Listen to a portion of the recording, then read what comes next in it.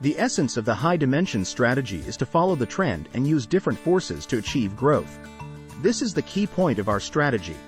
Any strategy that is not geared toward growth can be considered irresponsible. Nowadays, the times are pushing companies to keep moving forward, trends are urging companies to speed up, and competition is stimulating companies to surpass constantly. It is almost impossible for any entrepreneur to take a break.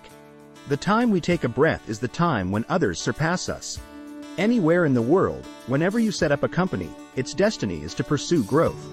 Once a business stops growing, there can be serious consequences. The problems of the company will be fully exposed. People in the company will lose hope, and there will be no prospects for promotion or salary increases. Because the company has no new jobs or incremental profits. Only increments can bring unlimited imagination. When a young person, a business elite, or a senior professional manager joins our team, what they care more about is the opportunity to grow with the company.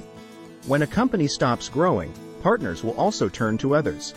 Because the non-growing companies become less competitive in their industries and are unable to generate further growth. Once a company stops growing, it poses a huge risk. Rather than stagnate, it's better to go back to the starting point, start a new business again, and build new growth from scratch. In market competition, stability is not a word to be proud of, but a warning sign. Stable companies will often unknowingly retreat from the forefront of the market and find themselves lagging behind, only when one day, they are overtaken by other companies.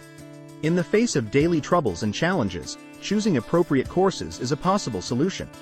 For example, taking marketing courses, equity incentive courses, or knowledge about amoeba management can help solve problems in certain situations. However, it should be noted that this knowledge has its own scope and timing of application and is usually applicable to enterprises in a growth state. In a state of stagnation, this knowledge may not be useful. The reason is that without sufficient resources, this knowledge can only solve the underlying operational problems but not the development of the company structure. If the company doesn't grow, these problems will always exist. For example, how do we implement equity incentives without new profits? All business resources tend to choose the rise and drop the fall, a phenomenon similar to the dynamics of the stock market. When the stock price rises, retail investors will rush in, and market forces will gather. When the stock price falls, people's confidence is so frustrated that they even choose to leave. For companies, the key to attracting investors is growth. During the meeting, you don't need to introduce much. Just mention that your company has achieved a compound annual growth rate of 50% in the past 3 years. This is enough to keep investors in your office for 2 hours. Similarly, business resources operate in a dynamic of chasing ups and abandoning downs, and the gathering of talents and investors is affected by this trend. In the current business environment, we can observe that the growth of leading companies has become easier, and the growth rate is astonishing. For example, giants such as Alibaba, Huawei, Tesla, and Apple can still maintain a compound growth rate of 30% per year after reaching hundreds of billions or even trillions. This means that every year, these companies can add $50 billion in scale. This growth trend means that each of them can lead 30,000 companies with annual revenue of $1.5 million to lose their market share. This number is scary, but fortunately, most of their growth comes from market upgrades. However, other industries may not be so lucky when facing competition from large companies. While top companies continue to grow, the time and space left for middle or small companies have become limited. The first to be affected are smaller entrepreneurs. It is more difficult for young people to start new companies nowadays compared to when we started our businesses 10 or 20 years ago.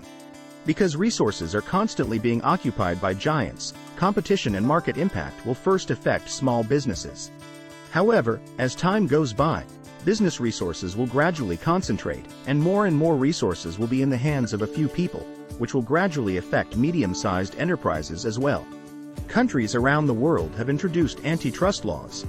What are the reasons for this? The growth and maturity of any developed country are the result of a process from decentralization to concentration.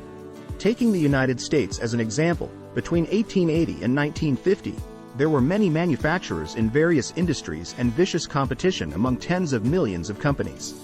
However, after rounds of industrial integration, some companies have gradually emerged.